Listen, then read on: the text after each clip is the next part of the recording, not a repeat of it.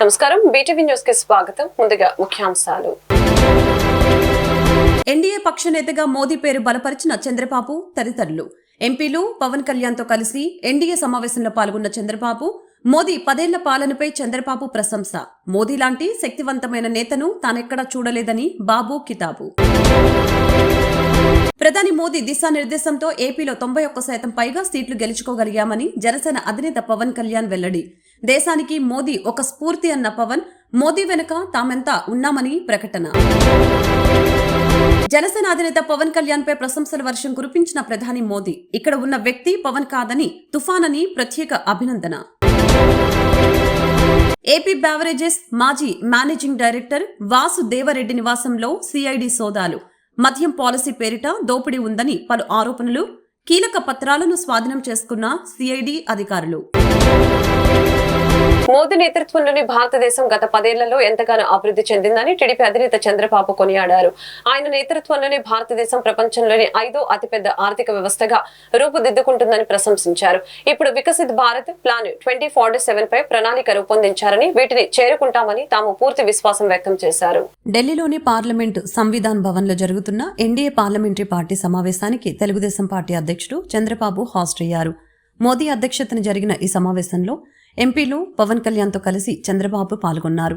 మోదీ పక్కన చంద్రబాబు, ఆ పక్కన నితీష్ కుమార్ కూర్చున్నారు. లోక్సభ పక్షనేతగా మోదీ పేరును చంద్రబాబు బలపరిచారు. అనంతరం లోక్సభలో ఎన్డీఏ పక్షనేతను ఎన్నుకునే ప్రక్రియను రాజ్నాథ్ సింగ్ శ్రీకారం చుట్టారు. ఎన్డీఏ పక్షనేతగా నరేంద్ర మోదీ పేరును లాంఛనంగా ప్రతిపాదించారు. ఈ క్రమంలో మోదీ నాయకత్వాన్ని అమిత్ షా, నితిన్ గడ్కరీ, చంద్రబాబు, పవన్ కళ్యాణ్, ఏక్నాథ్ షిండే, కుమారస్వామి, అజిత్ పవార్ తదితరులు ఎన్డీఏ భాగస్వామ్య పక్షాల నేతలు బలపరిచారు. తద్వారా లోక్సభలో ఎన్డీఏ సభపక్ష నేతగా Modi ఎన్నికగా ఏకగ్రీవమైంది.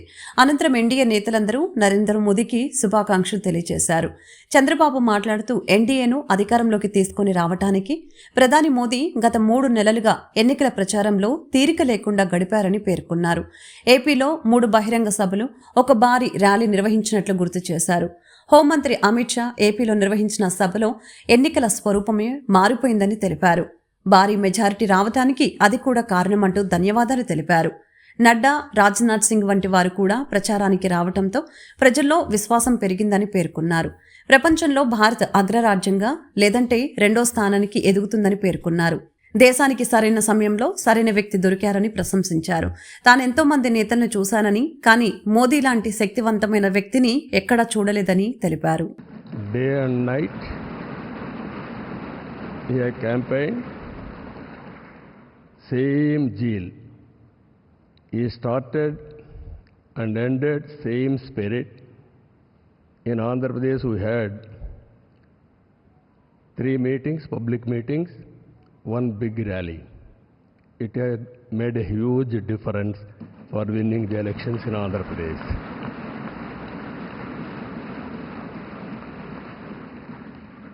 Honorable Home Minister has come. He addressed 1 meeting, very powerful meeting. It has changed the situation in a big way. I am thanking him. Even Honorable Rajnath Singh ji and also Nadda ji and also Gadkari ji, so many leaders have come and they have addressed. It has given a confidence among people that center is with state. We are thanking all ministers. And also here today we stand at a crucial juncture in our nation's history. NDA government under the visionary leadership of Sri Narendra Modi ji has taken significant initiatives in the last 10 years.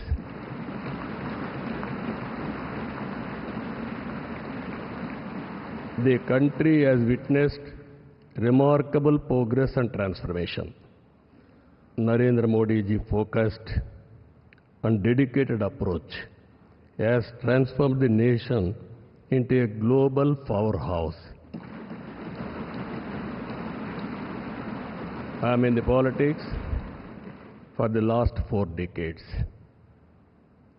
I have seen so many leaders I can give entire credit for Narendra Modi ji for making India proud globally. That is his biggest achievement for the country.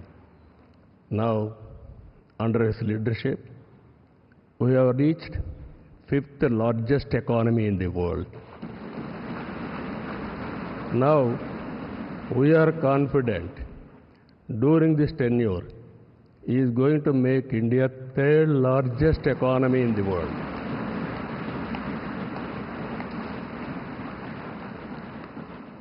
And at the same time, he is planning దేశానికి మోదీ ఒక స్ఫూర్తి అని జనసేన అధినేత పవన్ కళ్యాణ్ తెలిపారు. మోదీ ఎంతో మందికి స్ఫూర్తిదాయకమని పేర్కొన్నారు. మోదీ స్ఫూర్తితో ఏపీలో అద్భుత విజయం సాధించామని తెలిపారు. మోదీ వెనుక తామంతా ఉన్నామని ప్రకటించారు. ఎన్డీఏ పక్ష నేతగా మోదీకి తమ పూర్తి మద్దతు ఉంటుందని పవన్ తెలిపారు. పార్లమెంట్లో జరిగిన ఎన్డీఏ పార్లమెంటరీ పార్టీ సమావేశంలో జనసేన అధినేత పవన్ కళ్యాణ్ మాట్లాడుతూ విజయనరీ నాయకుల బాట పనిచేసేందుకు సిద్ధంగా ఉన్నామని తెలియజేశారు. కాశ్మీర్ నుంచి కన్యాకుమారి వరకు మోదీ స్ఫూర్తిగా నిలిచారని తెలియజేశారు. మోదీ ప్రధానిగా ఉన్నంత వరకు ఏ దేశానికి భారత్ తలొగ్గదని అన్నారు. మోదీ నేతృత్వంలో పనిచేయడానికి గర్వంగా భావిస్తున్నామని పేర్కొన్నారు. I'm fortunate and grateful for giving this opportunity to be here. It started in 2014 in the same place. And Honorable Chandrababu Naidu just said, we're going to see Modi ji to rule this country for 15 years, and it's happening, sir. Chandrababu ji, your prophecy came true. Modi ji, you truly inspired the nation. As long as you are the Prime Minister of this country, our country will never bow down to anyone, sir. The mighty Himalayas will never bow down like that. Under your leadership, Bharat will never bow down. And we really take pride under your leadership, to work under your leadership, sir. We really take pride. And from Kashmir to Kanyakumari, Kamakyu to Dwaraka, and you have inspired everyone, sir. You have inspired everyone. We all rally behind you. We all rally behind you. The way you have triggered us to serve the nation, the kind of patriotism you have instilled in us by your actions, by your words, by your deeds, and the kind of development you had shown us in the progress. And sir, I'm deeply honored, and for listening to us, for looking at Andhra Pradesh. Under your guidance, under your support, we are able to sweep the polls. We got 91% victory there. We got completely in legislature, we had got 91% success. It's all because of your guidance. It's all because of your leadership, sir. I'm grateful to you. We're all grateful to you. On behalf of Janasena Party, I support Sri Narendra Modi ji as the leader of the NDA Parliamentary Party. To all the eminent senior parliamentarians and the new parliament members, I wish you very best. To honorable senior leaders and NDA partners, to you all, my heartfelt namaskars to you, sir. Thank you and Jai Hind, sir. Janasena అధినేత పవన్ కళ్యాణ్ పై ప్రధాని నరేంద్ర మోదీ ప్రశంసల వర్షం కురిపించారు. ఇక్కడ కూర్చున్న వ్యక్తి పవన్ కాదు, తుఫాన్ అని ప్రత్యేకంగా అభినందించారు. దక్షిణాది రాష్ట్రాల గురించి ప్రస్తావించిన సందర్భంగా ఏపీ నేతలను కొనియాడారు.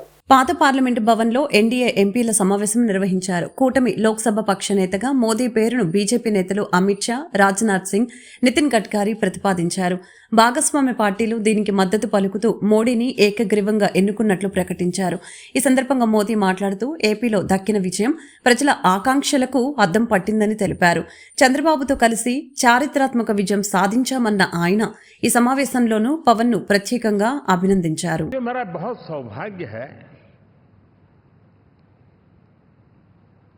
एनडीए के नेता के रूप में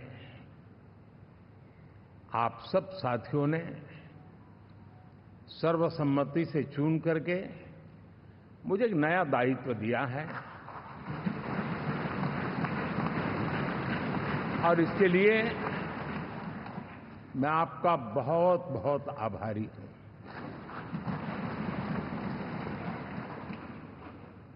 व्यक्तिगत जीवन में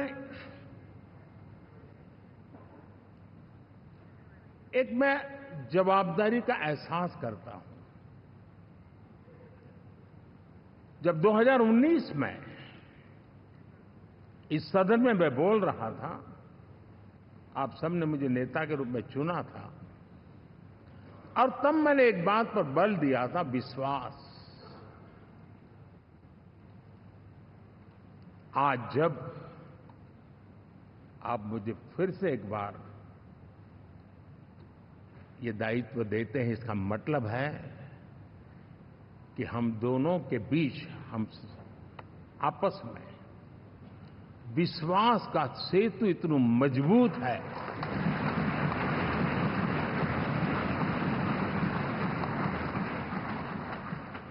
ये अटूट रिश्ता विश्वास की मजबूत धरातल पर है और ये सबसे बड़ी पूंजी होता है। और इसलिए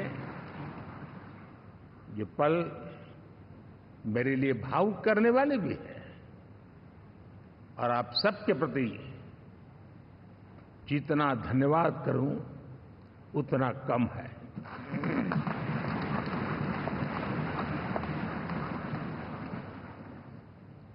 साथियों,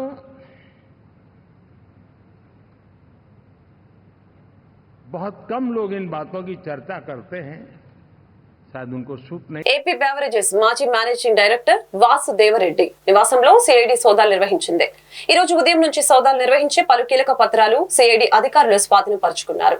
మాజీ సీఎం జగన్ కు వాసుదేవరెడ్డి బలమైన మద్దతుదారుడు అని ప్రచారం ఉండటంతో ఆయనపై మద్యం పాలసీ పేరిట దోపిడీ ఉందని పలు ఆరోపణలు ఉన్నాయి. గత వైసీపీ ప్రభుత్వ హయాంలో నూతన మద్యం పాలసీ పేరిట దోపిడీ పర్వానికి సహకరించారన్న ఆరోపణల నేపథ్యంలో AP beverages corporation managing director Vasudeva Reddy నివాసంలో నేడు సిఐడి సోదాలు చేపట్టింది.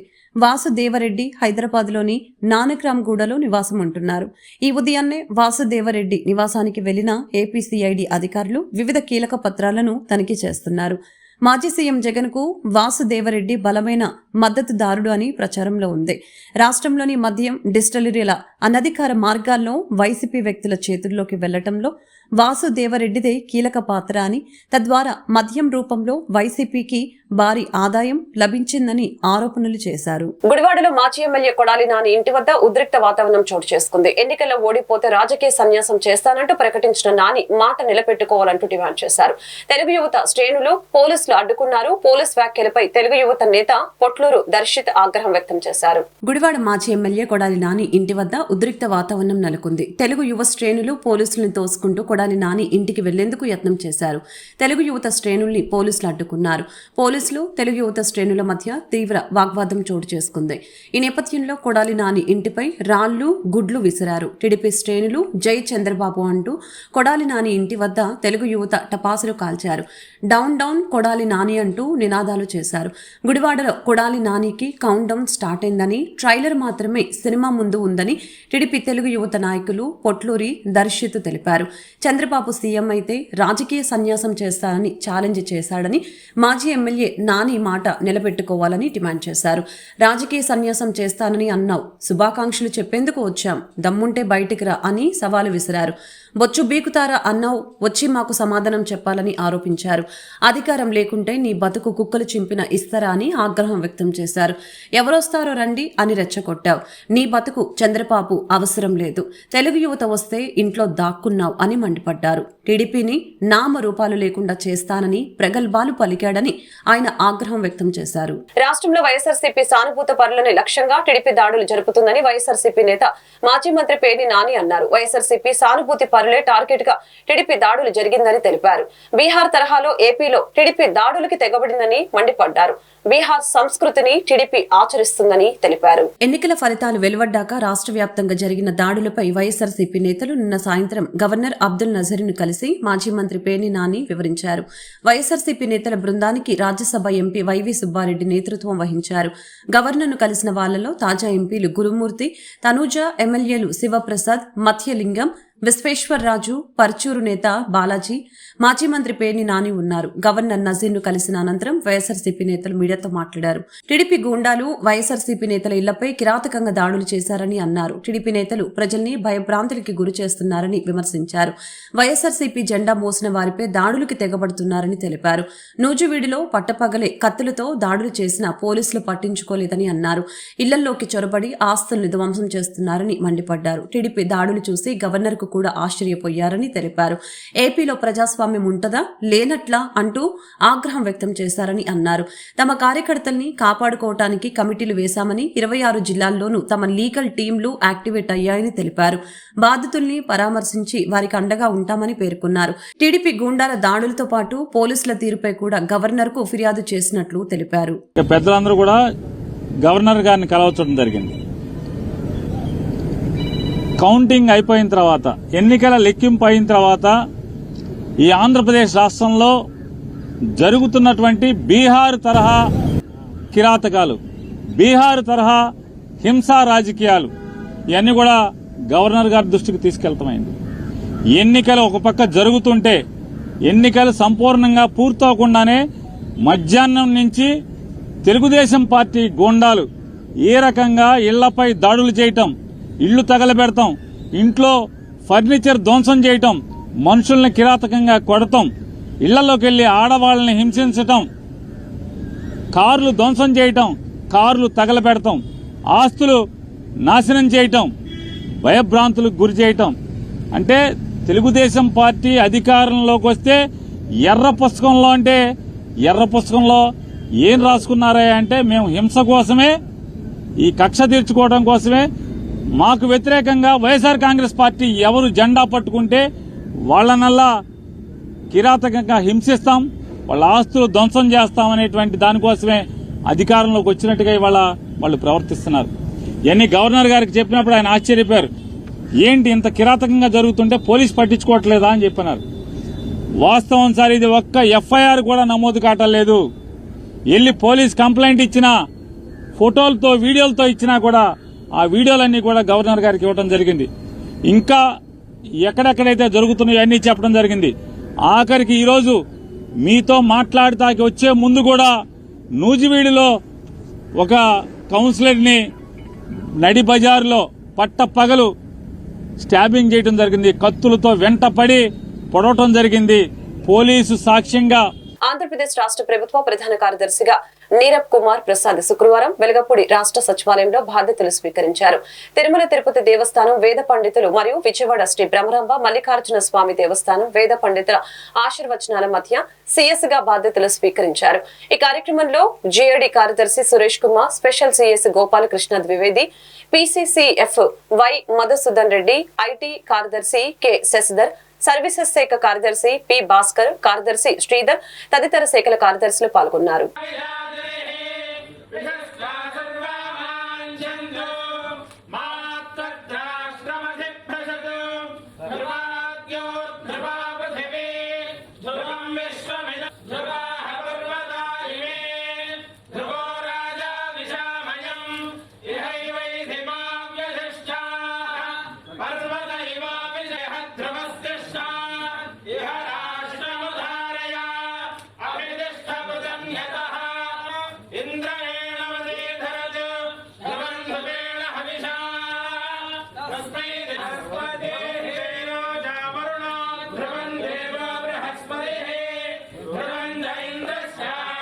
लक्ष्मी महासरस्वती स्वरूपिणी कनकदुर्गांबा परदेवतानुग्रह प्रसाद सिद्धिरस्तु। लक्ष्मी प्रसन्न वेंकटेश्वर। Thank you. शतमानं भवाना बाणाय त्रयत्र बाणा संपदन्त संपदन्ति बाणाय त्रयत्र बाणा संपदन्ति बाणन्ति बाणा बाणा संपदन्ति कुमारा कुमारा संपदन्ति बाणा बाणा संपदन्ति कुमारा संपदन्ति कुमारा शिवारा संपदन्ति संपदन्ति। 5 సంవత్సరాల వైకాపా పాలన మీద ప్రత్యేక విచారణ చేయాలని, విచారణ కోసం ప్రత్యేక మంత్రిత్వ శాఖను ఏర్పాటు చేసి ఆ శాఖకు దళితుడిని మంత్రిగా నియమించాలని అమరావతి బహుజన ఐకాస అధ్యక్షులు పోతుల బాలకోటయ్య నూతన ప్రభుత్వానికి విజ్ఞప్తి చేశారు. రాజధాని అమరావతి నిర్మాణం చేసి రక్షణ కల్పించాలని, అమరావతి రాజధాని అని దేశ ప్రజలకు చాటి చెప్పాలని నూతన ప్రభుత్వాన్ని కోరారు. మాజీ ముఖ్యమంత్రి జగనే తన రాక్షస పాలన ద్వారా కనీవిని ఎరుగని విధంగా కూటమికి విజయం వరించేలా చేశారని బాలకోటయ్య తెలిపారు. శుక్రవారం గాంధీనగర్ ప్రెస్ క్లబ్ లో మీడియా సమావేశంలో ఆయన మాట్లాడారు.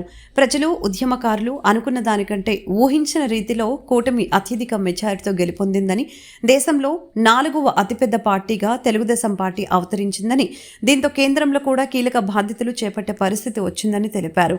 సీతమ్మ కన్నీరు పెడితే రావణలంక భస్మమైన విధంగా జగన్ కోట ప్రజల ఆగ్రహ జ్వాలాల్లో కాలిపోయిందని, ఆంధ్ర రాష్ట్రంలో ఉద్యమించిన ఉద్యమ శక్తులకు ఈ విజయం అంకితం చేయాలని తెలిపారు.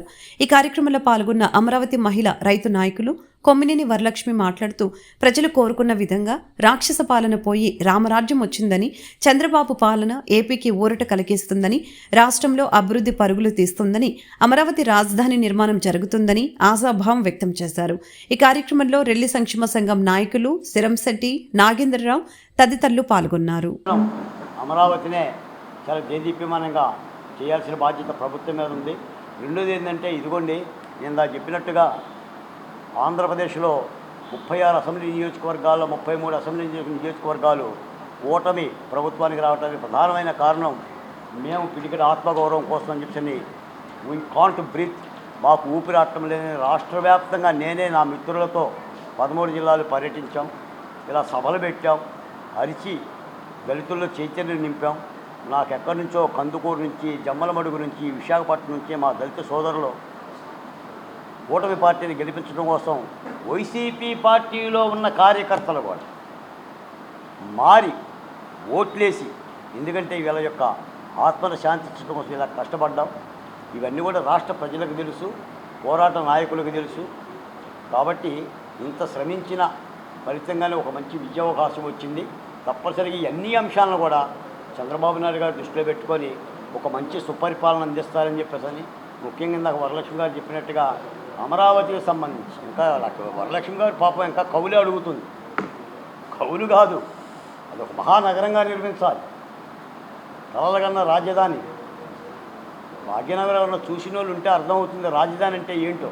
రాష్ట్రంలో జగన్మోహన్ రెడ్డి అధికారంలోకి వచ్చిన తర్వాత ఎస్సీ, ఎస్టీ, బీసీ మైనార్టీల మీద దాడులు చేశారని, అందుకే అందరూ కలిసి వైసీపీకి తగిన రీతిన బుద్ధి చెప్పారని సమతా సైనిక్ దళ్ అధ్యక్షులు పాలెటి మహేశ్వరరావు స్పష్టం చేశారు. ఎస్సీల మీద ఎవరైతే దాడులు చేశారో, చంపేశారో పూర్తిగా వారిపై విచారణ జరిపించాలని నూతన ప్రభుత్వానికి విజ్ఞప్తి చేశారు.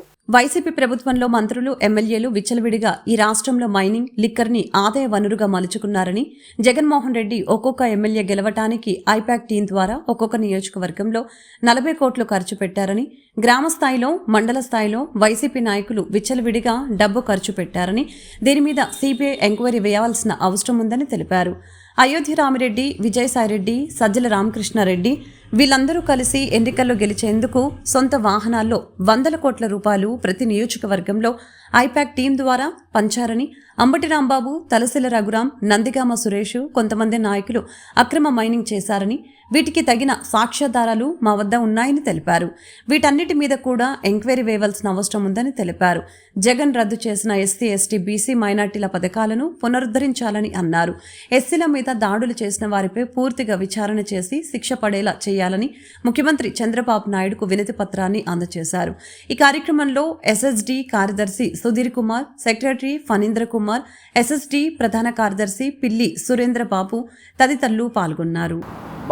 మేము పోరాటం చేస్తున్న సందర్భంగా మాతో పాటు సహకరిస్తూ మాకు వెన్నుదన్నుగా ఉన్నటువంటి పాత్రికేయ మిత్రులందరికీ ధన్యవాదాలు తెలియజేసుకుంటున్నాం. అలాగే ఈ రాష్ట్రంలోని జగన్మోహన్ రెడ్డి అరాచక పాలన అంతమొందించడానికి కలిసికట్టుగా కృషి చేసినటువంటి ఈ రాష్ట్రంలోని ఎస్సీ, ఎస్టీ, బీసీ, మైనారిటీ, పేద వర్గాలకు చెందిన ప్రజలందరికీ చేతులెత్తి నమస్కారాలు తెలియజేసుకుంటున్నాం. ముఖ్యంగా మీరు చూసుకుంటే ఈ రాష్ట్ర ప్రభుత్వం అధికారంలోకి వచ్చాక ఏదైతే ఓట్లతో ఎస్సీ, ఎస్టీ, మైనారిటీల ఓట్లతో అధికారంలోకి వచ్చిందో ఈ రాష్ట్ర ప్రభుత్వం, వారిని పూర్తిగా విస్మరించి వారిపైనే ఈ రాష్ట్రంలో అత్యధికంగా దాడులు, వారి పథకాలనే పూర్తిగా రద్దు చేసి దశాబ్దాలుగా ఎస్సీ ఎస్టీలకు ఉన్న 27 పథకాలను రద్దు చేసి వారి చదువుని, వారి ఆర్థిక అభివృద్ధిని, వారు సామాజికంగా ఎదిగే అవకాశాలన్నింటినీ నాశనం చేసి ఏదైతే జగన్మోహన్ రెడ్డి ఆయన అరాచక పాలన చేశాడో దానికి ఖచ్చితంగా ప్రజలు బుద్ధి చెప్తారని మేము ప్రతి చోట చెప్పుకుంటూనే వస్తున్నాం. దానికి అనుగుణంగానే ఎస్సీ ఎస్టీ బీసీ మైనారిటీలు ఈ ప్రభుత్వానికి గట్టిగా బుద్ధి చెప్పారు. దానికి ముఖ్య ఉదాహరణే ఈ రాష్ట్రంలోని 29 ఎస్సీ నియోజకవర్గాలు, 7 ఎస్టీ నియోజకవర్గాల్లో 27 ఎస్సీ నియోజకవర్గాల్ని అలాగే 5 ఎస్టీ నియోజకవర్గాల్ని భారీ మెజారిటీతో గెలిపించిన ఎస్సీ ఎస్టీ బీసీ మైనారిటీ ప్రజల గ్రంథాలయాలకు రావడం ద్వారా మంచి పుస్తకాలు చదివే అవకాశం కలుగుతుందని ఎస్ఎస్సీ బోర్డు సంచాలకులు దేవానంద రెడ్డి వ్యాఖ్యానించారు. అటువంటి గ్రంథాలయాల్లో వేసవి శిక్షణ తరగతులు నిర్వహించడం ద్వారా విద్యార్థుల్లో గ్రంథాలయాలకు రావాలన్న ఆసక్తి పెరుగుతుందని తెలిపారు. కృష్ణా జిల్లా గ్రంథాలయ సంస్థ ఆధ్వర్యంలో వేసవి విజ్ఞాన ముగింపు వేడుకలు విజయవాడ బందర్ రోడ్లోని ఠాకూర్ గ్రంథాలయంలో జరిగింది. గ్రంథాలయ అధికారి రమాదేవి ఆధ్వర్యంలో జరుగుతున్న కార్యక్రమానికి ఎస్ఎస్సి బోర్డు సంచాలకులు దేవానంద రెడ్డి, ఇతర అధికారులు, ప్రముఖులు హాజరయ్యారు. ఈ సందర్భంగా కార్యక్రమానికి ముందు చిన్నారులు చేసిన ప్రదర్శనలు ఆకట్టుకున్నాయి.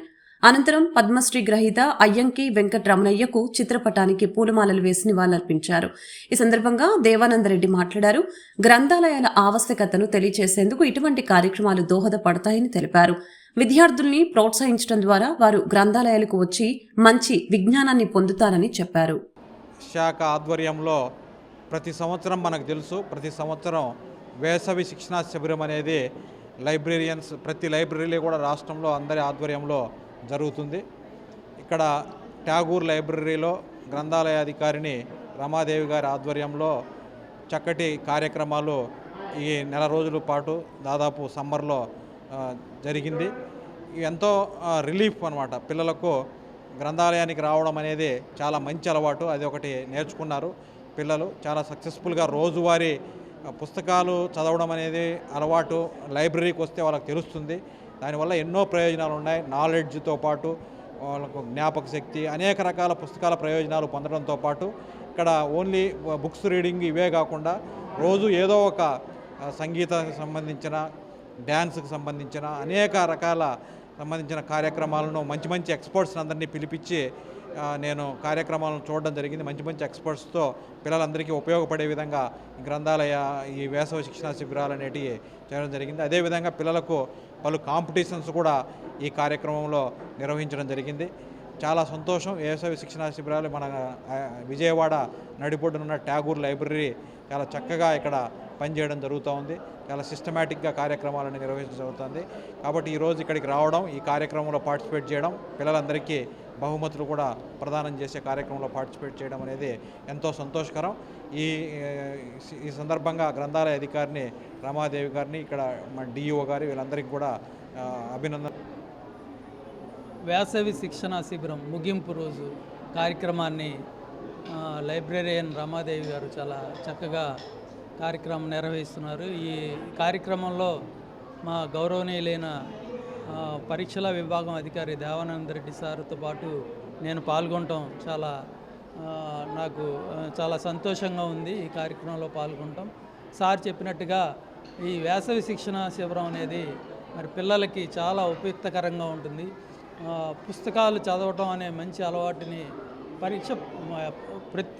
మామూలుగా క్లాస్ రూమ్లో క్లాస్ పుస్తకాలు చదివి వాళ్ళు వేసవి సెలవుల్లో చక్కగా ఈ లైబ్రరీలో అనేక రకాలైన కథల పుస్తకాలు, విజ్ఞానానికి సంబంధించిన పుస్తకాలు చదవటం పాటు ఈ వేసవి ప్రత్యేక కార్యక్రమంలో రకరకాల కాంపిటీషన్స్, అనుభవజ్ఞులతో మరి కవితల మీద ఎలక్యూషన్, ఎస్సే రైటింగు, డాన్స్ మొదలైన కార్యక్రమాల్లో పిల్లల్ని ఇన్వాల్వ్ చేసి వాళ్ళ కాంపిటీషన్స్ నిర్వహించి వాళ్ళకి కో-కరిక్యులర్ యాక్టివిటీస్ మీద మంచి అవగాహన కల్పించిన ఈ కార్యక్రమం చాలా పిల్లలకి ఉపయుక్తకరంగా ఉంటుందని తెలియజేసుకుంటూ మరి ఈ కార్యక్రమంలో పాల్గొనే అవకాశం కలిగించినందుకు ఈ లైబ్రరీయన్ అయినటువంటి రమాదేవి గారికి మరి సిబ్బంది అందరికీ కూడా హృదయపూర్వక. గ్రంథాలయాలకి ప్రాముఖ్యత తగ్గిపోతున్నటువంటి రోజుల్లో జయవాడలో ఉన్నటువంటి ఠాగూర్ పరిశోధనా గ్రంథాలయం విద్యార్థుల్లో పుస్తక పఠనాభిలాషను పెంపొందింపజేయడానికి చేస్తున్నటువంటి కృషి గత చాలా కాలంగా చేస్తున్నటువంటి కృషి. ఇది ఒక్కరోజు వ్యవహారం కాదు. ఎప్పుడు అవకాశం కుదిరినా కూడా పిల్లలకి ఏదో ఒక ప్రత్యేకమైనటువంటి మనోవికాసానికి సంబంధించి జ్ఞానాన్ని సంపాదించుకోవడం గురించి వాళ్ళలో ఉన్నటువంటి ఎక్స్ట్రా కరిక్యులర్ యాక్టివిటీస్ని వాళ్ళలో పెంపొందింపు చేయడానికి ఈ లైబ్రరీలో జరుగుతున్నటువంటి కృషి చాలా గొప్పది. నేను ప్రతి కార్యక్రమంలో కూడా వీరి కార్యక్రమాల్లో పాల్గొంటూ చూస్తున్నాను. నేను చాలా గొప్పగా ఘనంగా చేస్తున్నారు. ఇది పిల్లల పట్ల రేపటి పౌరులుగా వాళ్ళని బాధ్యతాయుతంగా తీర్చిదిద్దడంలో ఒక బాధ్యత వహించి లైబ్రేరియన్ గారు ఇక్కడ చేస్తున్నటువంటి కృషిని మనస్ఫూర్తిగా అభినందిస్తున్నాను. ఇలాగే ప్రతి గ్రంథాలయంలో కూడా ఇటువంటి కార్యక్రమాలు జరిగితే మళ్ళీ ప్రజలు గ్రంథాలయాల వైపు మళ్ళుతారని చెప్పినని, జ్ఞానం కోసం వెతుకులాట అనేది ప్రారంభం అవుతుందని చెప్పినని ఆశిస్తున్నాను. ఇది ఒక వికాస కేంద్రంగా ఈ గ్రంథాలయాన్ని తీర్చిదిద్దడానికి అధికారులు పెద్దలు కూడా కృషి చేయాలని చెప్పినని భావిస్తున్నాను. వార్తలు ముగించే ముందు ముఖ్యాంశాలు మరొకసారి. ఎన్డీఏ పక్ష నేతగా మోదీ పేరు బలపరిచిన చంద్రబాబు తదితరులు. ఎంపీలు పవన్ కళ్యాణ్తో కలిసి ఎన్డీఏ సమావేశంలో పాల్గొన్న చంద్రబాబు, మోదీ 10 ఏళ్ల పాలనపై చంద్రబాబు ప్రశంస. మోదీ లాంటి శక్తివంతమైన నేతను తానెక్కడా చూడలేదని బాబు కితాబు. ప్రధాని మోదీ దిశానిర్దేశంతో ఏపీలో 91% పైగా సీట్లు గెలుచుకోగలిగామని జనసేన అధినేత పవన్ కళ్యాణ్ వెల్లడి. దేశానికి మోదీ ఒక స్ఫూర్తి అన్న పవన్, మోదీ వెనుక తామెంతా ఉన్నామని ప్రకటన. జనసేన అధినేత పవన్ కళ్యాణ్ పై ప్రశంసల వర్షం కురిపించిన ప్రధాని మోదీ, ఇక్కడ ఉన్న వ్యక్తి పవన్ కాదని తుఫాన్ అని ప్రత్యేక అభినందన. ఏపీ బ్యావరేజెస్ మాజీ మేనేజింగ్ డైరెక్టర్ వాసు దేవరెడ్డి నివాసంలో సిఐడి సోదాలు. మద్యం పాలసీ పేరిట దోపిడీ ఉందని పలు ఆరోపణలు. కీలక పత్రాలను స్వాధీనం చేసుకున్న సిఐడి అధికారులు. మళ్ళీ కలుద్దాం.